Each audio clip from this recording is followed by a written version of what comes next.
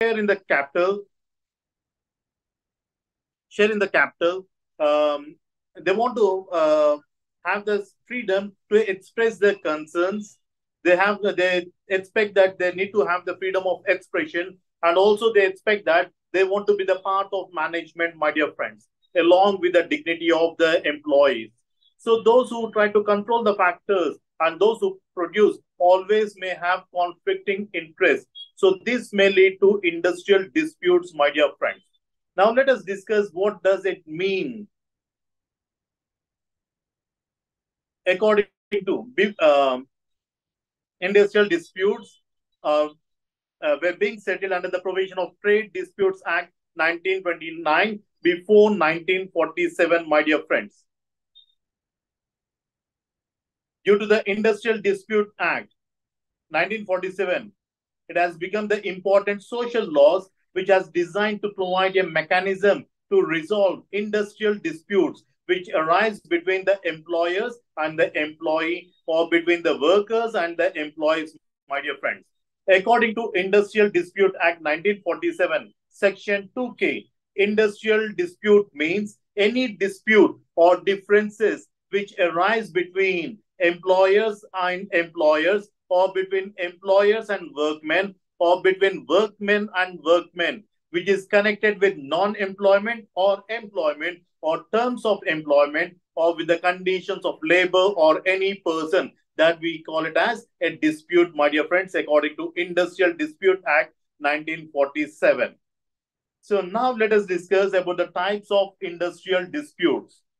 The industrial disputes can be categorized or classified into four major categories, my dear friends. The first one is interest dispute. These are also called as the conflicts of interest or economic dispute or collective labor disputes. These kinds of disputes arise when the parties fail in their negotiations to reach an agreement on the existing issues. In most cases, my dear friends, the dispute arises from the trade union demands or proposals for improvement in wages, maybe in terms of job security or other terms or conditions of employment. So because of the interest of the employers or employees, that's the reason we call it as interest disputes.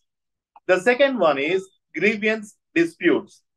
These disputes are also called as the conflict of rights or legal disputes or interpretation disputes. These disputes take place from day to day working relations within the organization. Their grievances, disputes arising out of payment of wages, fringe benefits, working hours, overtime, promotions, demotions, transfers, seniority, safety, health related issues, all this comes under this grievance disputes. Means any dispute which is going to take place within the interest in terms of rights or in terms of interpretation of rules, that comes under grievance disputes. Then the third one is unfair labor practices disputes. These types of disputes are also known as trade union victimization. The common disputes are attempts by the management of an organization discriminate the workers on the ground that they are the members of the trade union and they participate in the trade union activities actively.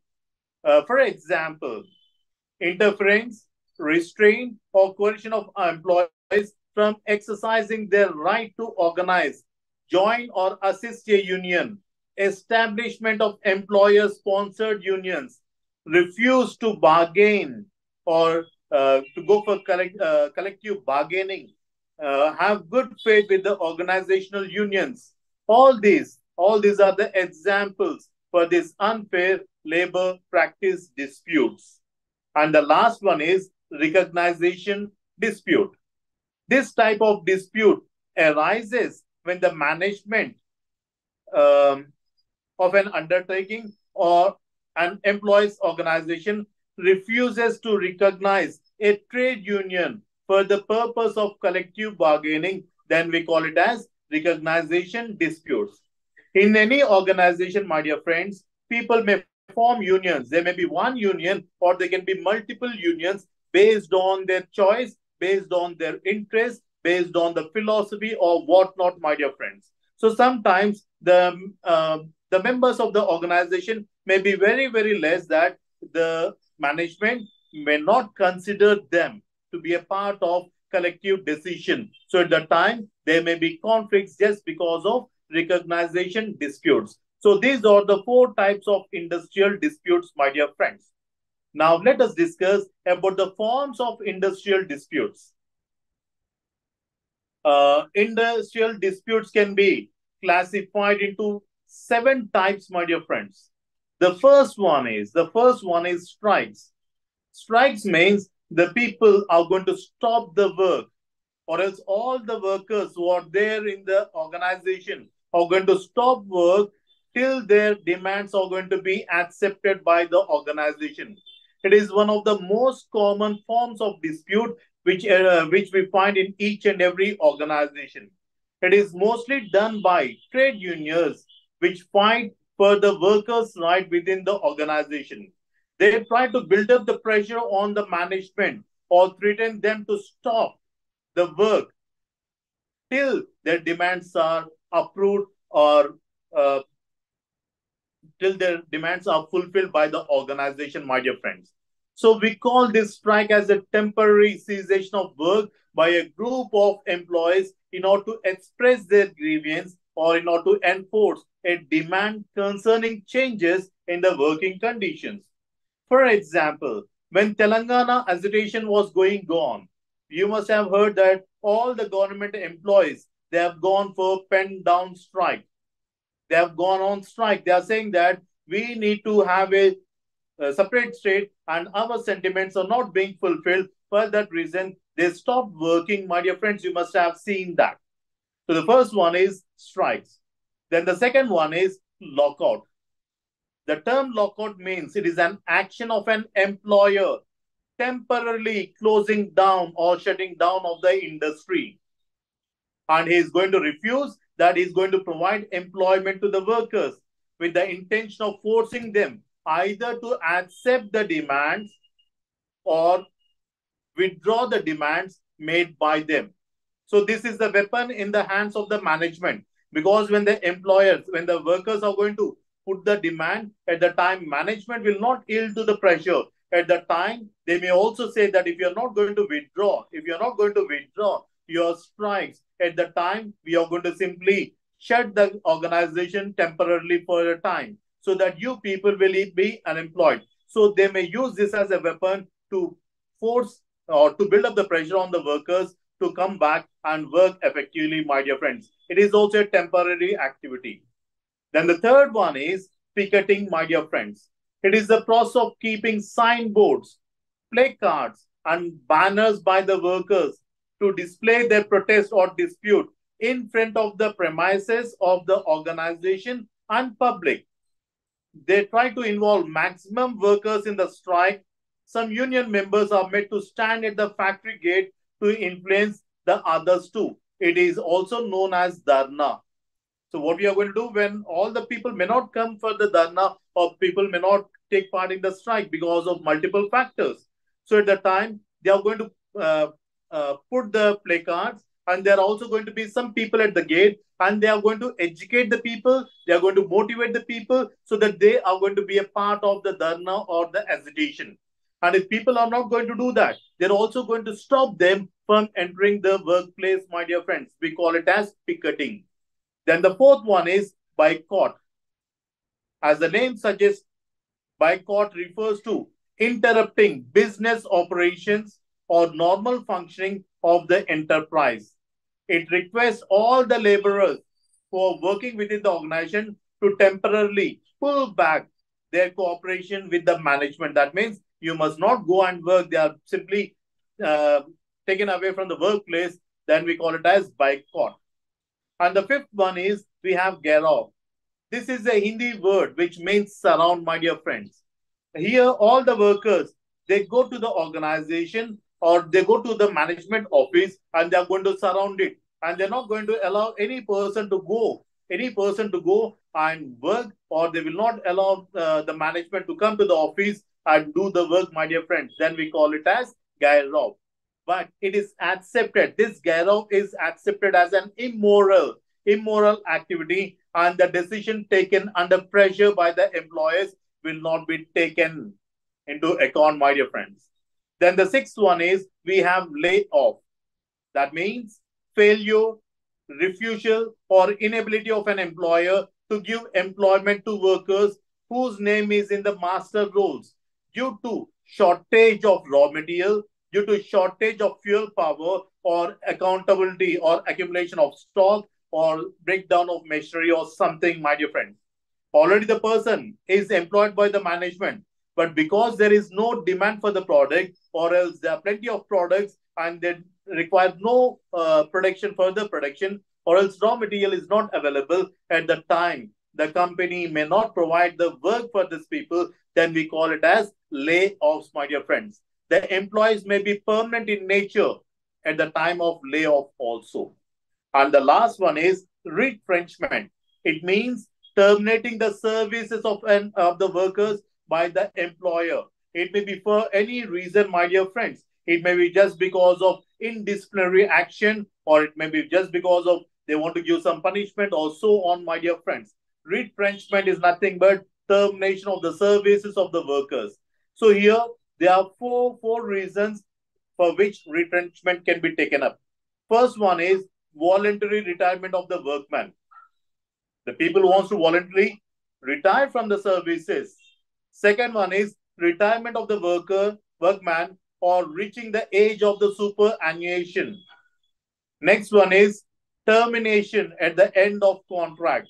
And the last one is termination of the individuals due to continuous ill health, because the person is not in good health, he is sick, that means he will not work effectively. That means the company is going to incur losses, my dear friends. For that reason also, the management may terminate the employees who are working within the organization. So these are the seven forms of industrial disputes, my dear friends.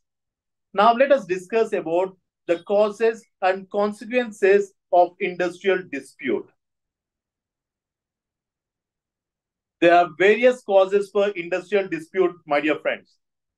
We can classify them into two categories. One is economical cause, and the other one is non-economical causes. So any cause which is linked with the economical aspects, that we call it as economical causes. The first one is wages and allowances. Each and every individual each and every worker demand for higher wages. The workers and the trade unions feel that the money or wage paid to the workers is not sufficient to have a decent living. They are not in a position to satisfy the requirements back at home. So they may demand the management to increase their wages as per the increasing cost of living, my dear friends. India has a well-established system for linking pay increase to that of the cost of living, my dear friends. So in order to get higher wages at the time of inflation, the workers may go for strike, my dear friends. The second one is personal and retrenchment.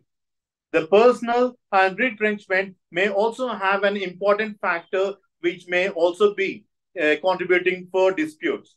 When the employer dismisses or denote any worker or a group of workers, all the workers of the establishment, so that there will be a dispute.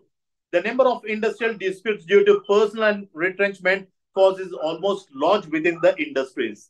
These disputes are mostly backed by egoistic motives, fellow feelings, and team spirit. These causes are an indication of the fact that there is proper and effective labor management relations which do not exist, my dear friends. The third one is bonus. So the demand for bonus or for an increase in bonus is another aspect or reason for labor unrest. When the industry is going to make maximum profits at the time, the workers may also demand for the share in the property. Sorry, share in the profits. The issue of awarding a bonus to the workers must be viewed as related to the wage. Since, according to the bonus Payment of Bonus Act 1965, it says that it is going to motivate the industries to provide bonus or incentives so that they are going to work effectively, my dear friends. Then the next one is leave and working hours. Industrial disputes relating to leave and working hours may either occur for getting the number of hours of work to be reduced, or for getting a holiday, or for getting some special leaves on some religious gatherings also on, my dear friends. So in order to get this, my dear friends, the workers may refuse to work, my dear friends. According to the Factory Act 1948, the factories are required to observe regulations regarding hours of work and leave, my dear friends. According to industries, my dear friends, the people are supposed to work for 8 hours in a day. And if any person is forced to do more than 8 hours, then the company has to pay overtime for the individuals. Only at special conditions, when they have to fulfill the target and their dates are fixed, only at the time the management may request the people, motivate the people to work extra time, or else they cannot demand the workers to work extra time, my dear friends. They may request, but they cannot force the people, my dear friends, according to the Factory Act 1948. And the weekly work should not exceed more than 40 hours, my dear friends. So we are going to have certain set of rules and regulations based on which the people have to provide leaves and working hours. Then the next one is violence and indiscipline. Frustrated in achieving their goals through legitimate means, the workers or the organization may resort to violence. Maybe they may use verbal language, sorry, verbal, they may uh, physically torture the people or beat them, like there may be verbal or physical abuse of the workers, my dear friends. The former includes raising slogans, demonstrating, using filthy language, and so on. Whereas when you talk about physical violence, they throw the stones, bricks, or they try to murder the people, or else they try to damage the property, and so on, my dear friends. So within the organization also there can be violence and there can be indiscipline. And we also have other causes like absence of close contact and understanding between the employer and the workers. So when people do not have the understanding between each other at that time, it may lead to miscommunication among the individuals, which may also lead to misbehavior within the organization. So all this can also be contributed to economical factors. Then let us discuss about non-economical causes. The non-economical causes under that, the first one is non-recognition of the trade unions. The employers feel a union is an umbrella under which a group of members collect and use mob tactics in order to build up the pressure on the management to accept their legitimate or illegitimate demands. The demands can be both legitimate or illegitimate. So it becomes imperative for the management to prevent the formation and recognition of the unions, my dear friends. At the time, they may also use the formula of divide and rule policy, my dear friends. So the first one is non-recognition of trade unions. The second one is job insecurity. Employment is a major issue across the world, my dear friends, as one of the major issues, especially among developing nations or underdeveloped nations. Employment opportunities are very, very rare or very limited, my dear friends. And India is also one of the nation where the unemployment is increasing like anything. So each and every individual who is working in the organization expects their employment or job to be secured. The workers feel their future to be insecure when they because there can be retrenchment, there can be dismissal of employees, or sometimes they can be laid off, and so on. For that reason, in order to get job security, sometimes the people may go for strikes, my dear friends. Then the next one is outside leadership. Trade unions comprise of workers mostly from the people who are uneducated or illiterate. They are not mature enough to think what is best for them, what is bestly suited for them. So their basic aim is to pay fairly for their work, and they have to take care of their dependents properly. So they are easily vulnerable to exploitation. Most of the people expect that the unions are going to fight and work for satisfying the demands of all the people, getting a fair price for the work, my dear friends. Sometimes the leaders may also have vested or selfish motives, my dear friends, and the workers under their influence or the influence of the political leaders, they may also be compelled to or motivated to uh, uh, go for strike or take dharnas and so on, my dear friends. The next one is inter-union rivalry. Because if in an organization there are plenty of unions, at the time what happens, they want to show that we are superior than the other union. At the time, it may also lead to rivalry between the groups, my dear friends, or unions. And this is also going to become one of the biggest advantage for the management, because they can easily divide the people and they can simply um, make them surrender themselves. And the next one is authoritarian attitude of management. Every production unit is on the outlook for improved technology. They want to decrease their expenses at any cost and maximize their profits. So they are going to use mechanization, and they also want to improve the working conditions, my dear friends. So in the modernized societies, the workers to be tactic, because the machines are going to replace the manpower. So these people feel that this mechanization is going to victimize the employees, and they are going to be suspended or else they are going to be kicked out of the organization. Even for that reason, my dear friends, they may simply go on strikes. And the sixth one is non-redressal grievances. Every institution or establishment need to have a redressal mechanism. So whenever a worker is going to have any grievances, my dear friends, the management must be willing to listen to their problems, and they must have a mechanism where they can address the disputes which arise within the organization.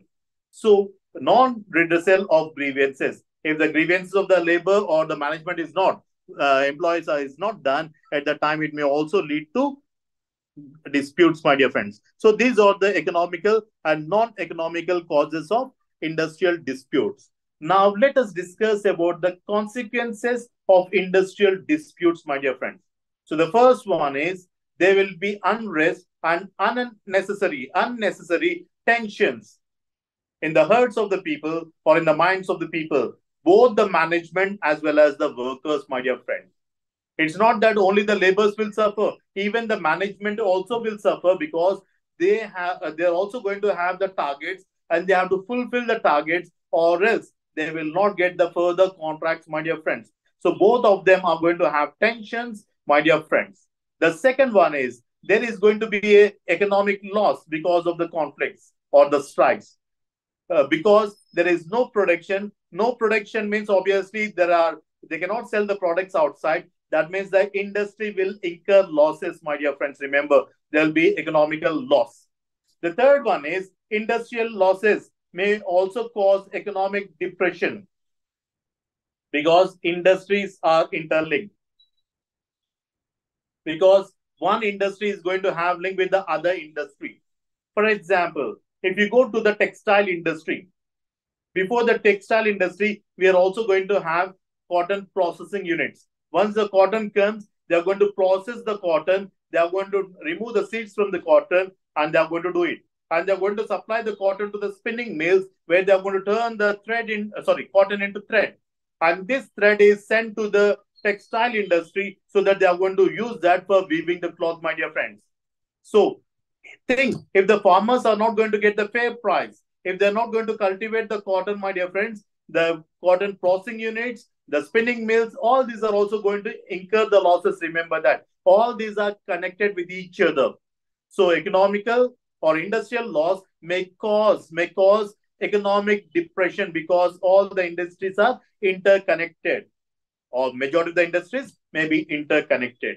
Then the fourth one is the lives of low-level laborers becomes worse because if there is no work, because they are on strike, there is no work for them. If there is no work for them, there are no wages. So these people, because of their low economical conditions, they may, or in most of the cases, they may not be in a position to manage the basic needs back at home, my dear friends, because of joblessness. It may increase the poverty and it may increase malnutrition. It may create the disturbance within the family, my dear friends. And the fifth one is that because of industrial conflicts, my dear friends, when they go out of hand, it may become a threat for the peace and security of the workers because they may resort to violence, my dear friends. These are the consequences of industrial dispute. In this lecture, we have discussed about what is industrial dispute. We have discussed about the forms of industrial dispute. We have studied about the economical causes and non-economical causes. And we also have discussed about the consequences of industrial disputes, my dear friends. Now, let us go for strikes. According to Industrial Dispute Act 1947, Section 2K, industrial dispute means any dispute or difference which arise between the employers and employers, or between employers and workers, or between the worksmen, which is connected with employment or non-employment, or terms of employment, or with the conditions of labor of any person. We call it as industrial dispute. So strike is nothing but the people are going to quit or they are going to stop working, my dear friends. A group of people are going to stop working, then we call it as a strike, my dear friends. Now let us discuss about the characteristics of strike.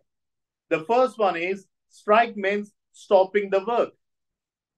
The stopping of the work should be by a body of persons, not by one individual, but by a group of people. Such body of persons should be employed in an industry. One is they must not work. Group of people must be there. They must be working in a same industry or in one industry. And the persons must be act in combination. Remember, not in isolation, but they are going to act in combination. They must be concentrate refusal or a planned refusal under a common understanding by some body of persons. The body of such persons should be comprised of those who are or who have employed, and the purpose and the aim of the refusal is not to continue the work or to accept the employment till their demands are fulfilled. Then these are the things which characterize the strikes, my dear friends. Now let us discuss about the types of strikes. The first one is general strike. These workers are going to first give the strike notice to the employer, and on the failing the talks, they launch the strike with the effective from the date which they fixed in the strike notice. That means first they are going to give a notice saying that these are our demands, and if you are not going to fulfill our demands by so and so time, we will go on strike. So after giving the letter, if the demands are not fulfilled from the given date, these people are going to go on strike. Then we call it as a strike because they have given the notice well in advance. We call it as a legal strike also, my dear friends. So the first one is general strike. The second one is stay in strike or sit down strike. That means the people will go to the office, they will do the signature, but they will not do any activity, my dear friends. They will simply sit in the office, but they are not going to do any work. We call it as stay in strike or sit down strike, my dear friends. Then the third one is pen down strike or tools down strike. It is also just like stay in strike. In this, pen down strike occurs within the white collar jobs, my dear friends.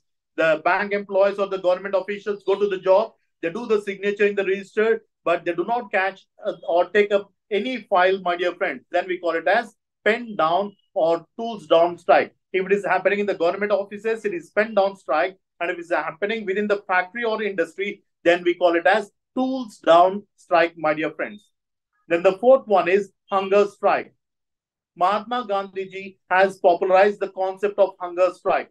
It is also used as a weapon in industrial jurisprudence.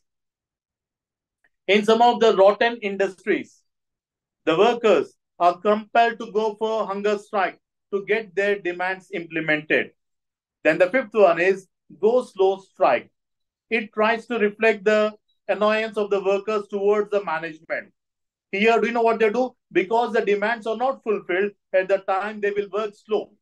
If you see in the European society, way back, long back, in a shoe factory, there was a demand by the workers saying that you please increase our wages.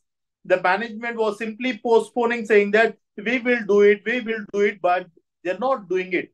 So one fine day, these people started manufacturing only one pair of the shoes, only one left pair of the shoes, not the right pair. So the management was saying that you also manufacture the right pair so that we can sell the shoe pair outside. But these people used to slow down the process and they used to manufacture only one pair so that the company work is being done, but company cannot make profits. Remember that. So likewise, the people may work very, very slowly so that the management will be bound to pay the wages besides loss in production, my dear friends.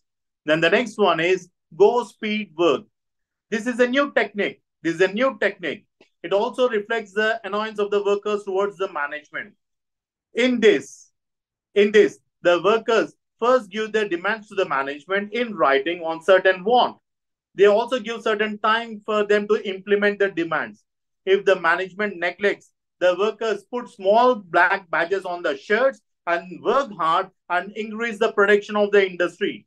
This is called as go speed strike. They continue to work beyond the working conditions of working hours. This is a unique situation. We have found this in Japan, my dear friends. The employer is humiliated under such conditions before the society because the society will come to know that the workers are working effectively, rigorously, but the management is not addressing their issues, my dear friends. So it may also force the management to come to a compromise with the workers, my dear friends. The next one we have Gero. Already we have discussed like it is nothing but surrounding the people and stopping them from doing the activities till their demands are met, my dear friends.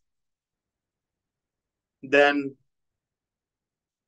let us discuss about strikes as legal or illegal strikes. A legal strike, whenever a demand is put forward to the management for the settlement by the individual or by the trade unions, then it becomes a legal strike. Remember that. That means I'm going to give the time for the management. I'm also going to put what is my problem, and we are also going to tell them that you have to take care of them. So we are going to give the notice, all these things. Then it becomes a legal one. Then what is this illegal strike? If the people are going to go to the strike without giving any notice to the management, maybe within 6 weeks before the strike, or at least 14 days of giving such notice to the management, or during the pendency of any conciliation, because there is a process where the conciliation officer will try to listen to both the versions and is going to give a report. When the process is going on without giving any notice, if you are going to go for, if you are going for strike, then it becomes illegal strike, my dear friends. Then we also have strikes which are prohibited on certain grounds. Whenever there is a pendency of conciliation proceedings before the board, strikes are prohibited. When there is a pendency of proceedings before the labor court or the tribunal court or the national tribunal, or during the pendency of arbitration proceedings, or during any period in which a settlement or award is in operation. When all these four aspects are going on, my dear friends, the strikes are prohibited within the industry. Then